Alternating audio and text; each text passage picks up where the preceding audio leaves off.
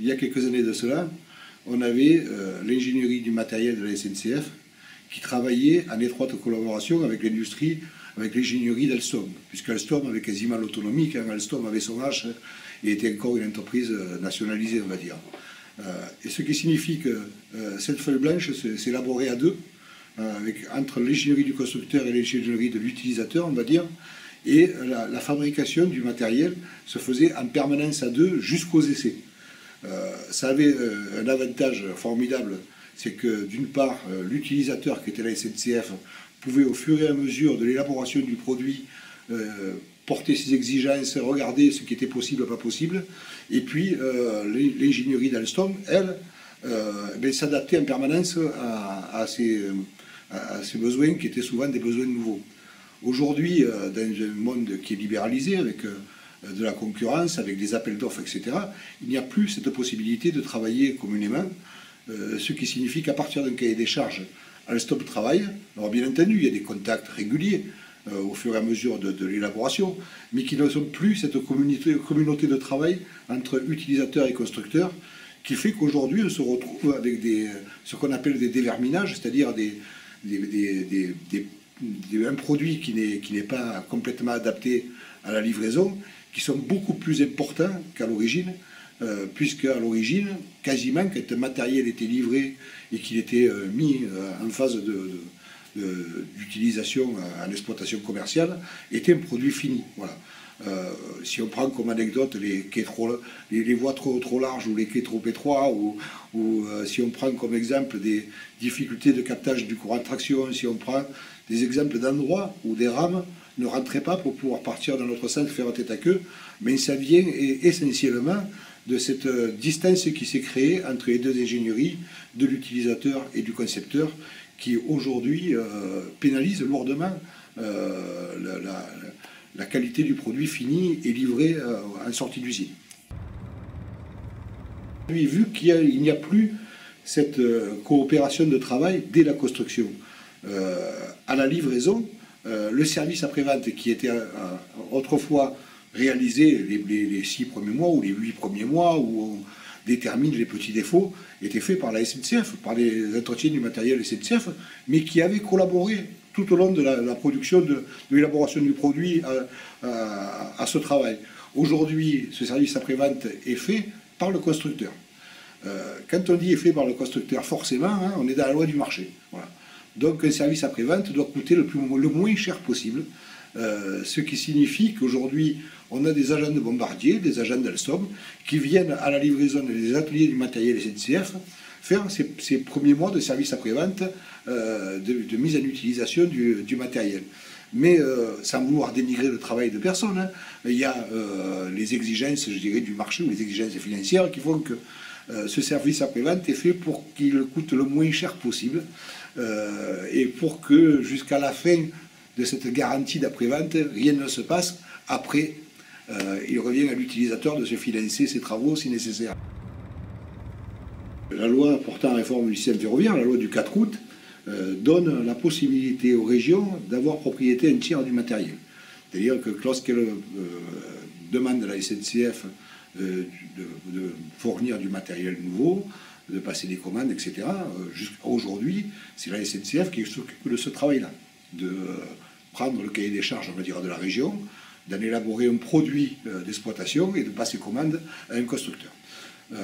Et la SNCF, en quelque sorte, à travers le marché qu'elle passe avec la région, est propriétaire du matériel. Demain, la région peut garder la propriété du matériel. Ça veut dire que, peut-être la région pourra choisir celui qui va le maintenir, celui qui va l'entretenir, ce matériel. Et pourquoi pas, lors de la commande, passer un contrat complet, achat et maintenance avec Alstom ou avec Bombardier, ce qui veut dire derrière un risque d'emploi pour les cheminots de la SNCF si une région décide que c'est plus la SNCF qui a été donnée ce matériel. Alors on pourrait dire là encore, les cheminots essaient de garder leurs privilèges et de conserver leur travail, etc. C'est pas du tout ça. C'est que quand on entretient un matériel qu'on exploite, forcément on l'entretient beaucoup mieux, parce que tout le monde a y gagné. Aujourd'hui, un conducteur, à travers un carnet de bord, à travers des relations qu'il a avec l'atelier, définit tout ce qu'il a pu ressentir en cours de route, les défauts qu'il a pu ressentir, une panne, une anomalie, avec toute la définition de comment il a détecté la panne, etc. Ce qui fait que le travail réalisé dans l'atelier va beaucoup plus vite, les ouvriers vont droit à la panne. Le travail est fait de façon beaucoup plus fiable parce qu'on est de la même entreprise. Tout le monde a intérêt que la réparation dure et soit une réparation de qualité. Demain, quand ça sera, si il arrive que c'est un atelier d'une entreprise qui entretient du matériel utilisé par une autre entreprise qui peut être la SNCF, eh bien, ça sera un peu comme quand vous irez dans votre garage automobile. Est-ce que le garagiste va essayer de faire au moins cher possible pour tirer le plus de marge possible, quitte à ce que bien, la durée d'utilisation soit moins longue ou moins fiable, ou est-ce qu'il y aura vraiment le sérieux qu'on a aujourd'hui, parce que tout le monde a travaillé ensemble, tout le monde a envie que tout marche bien, donc que tout le monde collabore. Là se pose une vraie question, mais c'est toute la question de la libéralisation, quoi, hein, voilà. Si on en arrive à des définitions comme ça, ou à une construction de ce type-là, bien on ne sera plus dans une perspective de service public où tout le monde a intérêt à ce que le service soit de qualité. On sera dans un service commercial, purement financier, où chacun essaiera de tirer sa marge. Nous sommes vraiment très inquiets aujourd'hui. On regarde la politique menée dans le ferroviaire en France, que ce soit la politique gouvernementale, on l'a vu, hein, une réforme où elle ne traite ni la partie financement ni la partie dette du système, que ce soit la partie économique de la SNCF, qui tend toujours à tirer des marges. Elle ne se comporte plus comme une entreprise de service public, ce qu'elle devrait faire, mais véritablement comme une entreprise qui cherche à dégager des marges. La politique d'austérité, et puis les réductions de moyens, de subventions attribuées aux régions qui sont aujourd'hui autorités organisatrices. On a beaucoup à craindre de cet ensemble. Je m'explique. Vous avez la SNCF qui dit le TGV n'est plus assez rentable. Donc, soit je vais réduire un nombre de trains, soit je vais réduire un nombre de dessertes, mais je ne vais me focaliser que sur des trains qui sont impérativement remplis. Aujourd'hui, par exemple, Guillaume Pépi estime que les TGV sont plus assez rentables. Donc il veut réduire le nombre de trains, réduire le nombre de dessertes. Et ce qu'il annonce officiellement en conseil d'administration, c'est qu'il va radier les rames les plus vieilles, 40 rames, mais qu'il n'en commandera pas de nouvelles. Au niveau des TER, vous avez les régions qui commencent à dire nous, on nous réduit nos subventions, on a réduit les moyens, donc pourquoi pas remplacer certains TER par des bus. Donc ils avaient des commandes de ferme chez Bombardier, chez Alstom, qu'ils ont maintenues, mais toutes les commandes programmées aujourd'hui sont annulées. Vous avez tous les trains corail, Intercité, train de nuit, train Théose, où le gouvernement avait annoncé sous le ministère de M. Cuvillier qu'il allait y avoir un renouvellement de ces rames, une remise à neuf de ces circulations. Aujourd'hui, le gouvernement, au regard de sa politique d'austérité, est en train de dire « je révise complètement ça ». Et on a lancé une commission, M. Duron est chargé au niveau de l'Assemblée nationale d'une commission pour revisiter complètement l'offre Intercité, l'offre corail. Et Guillaume Pépi, en parallèle, commence à dire « moi, les trains de nuit, je vais les supprimer. Certains trains Intercités, soit on les remplace par des trains régionaux, on regarde la modification des périmètres des régions, soit on les supprime. Et d'autres circulations qui desservent des zones rurales sont prévues d'être également supprimées. On prend l'exemple du train de Cévenol ou de l'Aubrac qui va de Bessières à Sargues. Ce qui signifie qu'aujourd'hui, tous les projets de renouvellement du matériel sont annulés. Si on prend le fret, on a réduit quasiment de moitié le nombre de tonnages de marchandises transportés par rail, ce qui veut dire là aussi qu'on garde des locomotives bon état, ce qui veut dire derrière qu'on n'est pas en train d'en commander, qu'on garde des wagons, qu'on les démonte, qu'on les désosse, donc on n'est pas dans un renouvellement non plus du matériel. Si on prend ces 4 grands secteurs du ferroviaire et les projets qu'il y a aujourd'hui, bien, comme on l'a entendu l'inquiétude des salariés de chez Bombardier. Fin 2018, aujourd'hui, il n'y a plus de perspective. Inutile de dire qu'on ne commande pas du matériel 6 mois à l'avance. Hein, voilà. Commander du matériel, c'est un travail minimum de 2 ans. Quoi.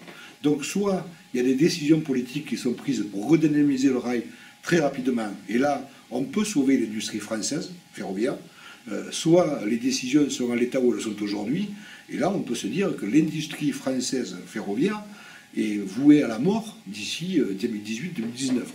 Ça veut dire quand même derrière 14 000 emplois en France, directs, 25 000 emplois si on compte les emplois indirects. Ça veut dire aussi que même s'il y a un rebond d'ici 10-15 ans du ferroviaire, vu qu'on aura détruit l'industrie, on ira commander le matériel en Chine, au Japon, chez Hitachi ou chez Siemens en Allemagne. Parce qu'on ne va pas reconstruire après une industrie qu'on a laissé péricliter. Donc il y a un véritable danger aujourd'hui, un danger industriel. C'est pour ça qu'avec la Fédération de la métallurgie, nous avons décidé que dès cette année, nous allons lancer une démarche de mobilisation, une démarche auprès des citoyens, auprès des élus, en collaboration, bien entendu, un travail commun entre les syndicats de cheminots et les syndicats de l'industrie ferroviaire, pour qu'il y ait une réelle prise de conscience on est en train de détruire ou d'aller vers la périclination d'un transport propre, alors qu'on lance quand même Climat 2015, la conférence nationale en France. 2, qu'on est en train de tuer l'industrie ferroviaire française avec tous les emplois attenants, et une industrie qui ne reviendrait pas si on la laissait mourir. Quoi. Voilà. 3, qu'il y a besoin en plus. S'il n'y avait pas besoin, mais aujourd'hui, il y a un réel besoin du développement du rail, dans l'intérêt environnemental, dans l'intérêt d'aménagement du territoire, dans l'intérêt de désengorgement des routes. Il faut qu'il y ait un week-end comme le week-end entre Noël et le jour de l'an, pour qu'on se rende compte que les camions sont bloqués sur les routes, que les trains circulent. Quoi. Voilà. Donc il y a une vraie nécessité d'une complémentarité dans les modes de transport, et le rail a forcément de l'avenir. D'ailleurs, il a de l'avenir dans tous les pays modernes, y compris, on l'a vu, au Japon où on développe un produit nouveau, on le voit aujourd'hui aux USA, où on est en train de redévelopper les trains très longs de marchandises, parce qu'il y a une vraie nécessité aujourd'hui dans le transport mondial et dans le transport européen et national. Et ça, ce sont des choix politiques qui vont pouvoir permettre de parvenir à ce développement et donc au maintien de l'industrie ferroviaire française. On a toujours des nostalgiques de la vapeur, on a toujours des nostalgiques des vieilles machines, etc. Mais ce qu'il faut visualiser, c'est que cette nostalgie-là, même si elle est charmante et mignonne, reste dans le train touristique ou dans le train pour se faire plaisir. Dans les conditions de travail au quotidien, d'abord le métier a complètement changé. On pourrait faire des comparaisons avec l'automobile, avec les poids lourds, ou avec l'aviation. Aujourd'hui, c'est un métier qui est beaucoup moins physique qu'avant. Mais après, un métier qui a d'autres exigences, on va plus vite. Il y a de plus en plus d'informations qui sont données en cabine, donc qui ne sont pas données à l'extérieur. Il y a des trajets qui sont de plus en plus longs. Il y a une attention qui est de plus en plus soutenue, avec un temps de réaction qui est de plus en plus bref. Sur un TGV, le temps de réaction est de l'ordre de la seconde, dès qu'il y a apparition d'un phénomène anormal. Donc c'est une profession qui a, comme toutes les professions liées à la technologie, qui a évolué, avec des contraintes nouvelles, et puis des conditions de travail qui anciennement qui étaient quasiment insupportables, qui seraient insupportables au XXIe siècle, qui sont en train de disparaître, avec des sièges beaucoup plus confortables, avec une visibilité bien meilleure, avec des appareils de bord qui sont beaucoup plus modernes, de l'informatique embarquée, etc. Donc c'est une évolution complète de la profession. Je parle de la profession de conducteur, mais ceux qui font de la maintenance, ceux qui font, c'est pareil, ceux qui entretiennent la signalisation, c'est pareil, ceux qui travaillent sur le matériel remorqué, c'est pareil. Il y a une évolution technologique, donc il y a une évolution des métiers, mais ça n'enlève rien à la fierté de faire le métier, ça n'enlève rien à la passion presque de faire ce métier-là. Et puis, dans chaque cheminot, quand même, sommeille derrière un agent du service public avec ces valeurs que ça apporte. Faire du travail de qualité et surtout livrer un travail en toute sécurité. Et ça, c'est une valeur qui est constante et qui a traversé les âges et qui perdure encore aujourd'hui.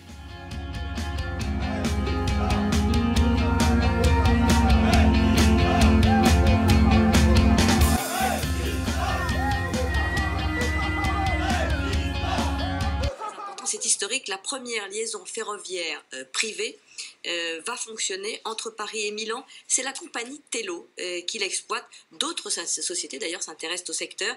Quelles peuvent en être les conséquences pour les usagers? Des réponses de Ludovic Romanens et David Bordier. C'est l'un des 2 trains Tello. Aujourd'hui, c'est un voyage de test. Il est composé de voitures couchettes italiennes et d'une locomotive louée à une filiale de la SNCF. À partir de dimanche, cette compagnie privée va assurer la liaison Paris-Milan-Venise via Dijon, un trajet de nuit. C'est la première fois qu'un opérateur privé transporte des voyageurs en France.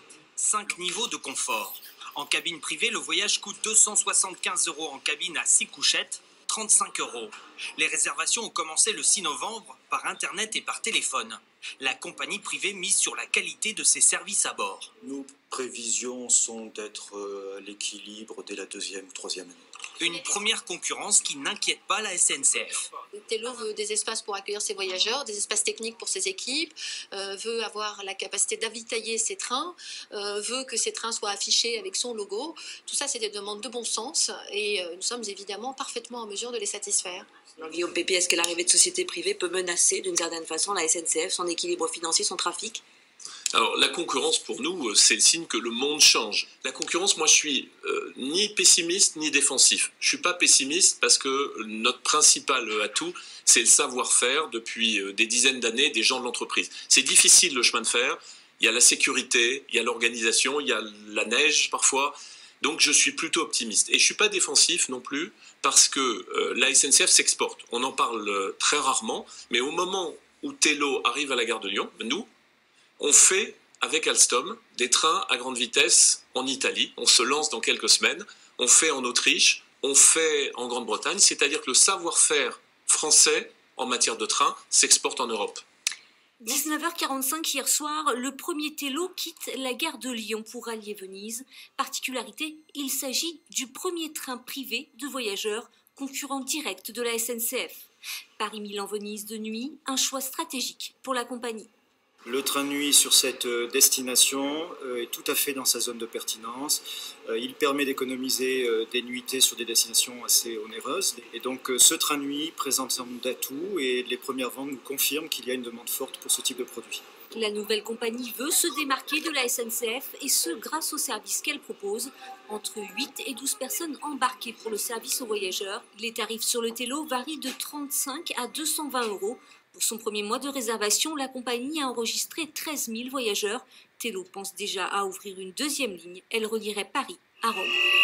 Bienvenue en France. À son arrivée gare de Lyon ce matin, ce train couchette en provenance de Venise, le premier train privé à circuler en France, a droit à un comité d'accueil houleux. Les syndicats de la SNCF voient dans la concurrence la fin du service public. Si on privatise le rail, ça veut dire des arrêts en moins, là où il n'y a pas beaucoup de monde qui monte et qui monte dans le train. La qualité du service, ça ne sera jamais le service public. Et aujourd'hui, c'est le service public qui est en train de mourir. D'après les voyageurs, pourtant, pas de baisse de la qualité à bord, avec même un wagon-restaurant. Les premiers clients sont satisfaits. Je dirais seulement qu'ils soignent un peu plus, peut-être un peu plus soigner les détails par rapport à l'ancienne compagnie.